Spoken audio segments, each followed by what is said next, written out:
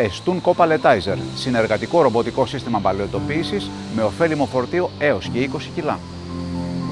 2 θέσεις παλαιτοποίησης για συνεχή λειτουργία χωρίς διακοπές στην παραγωγή. Δεν απαιτούνται γνώσεις προγραμματισμού. Αυτόματη δημιουργία τροχιάς βάσει του επιλεγμένου μοτίβου παλαιτοποίησης.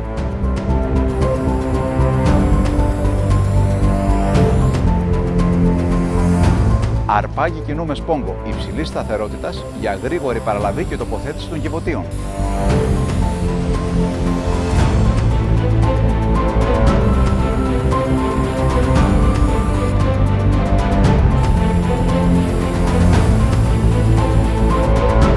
Υποστήριξη πολλαπλών τύπων παλετών με μέγιστο ύψος στίβαξης σχεδόν 2 μέτρα.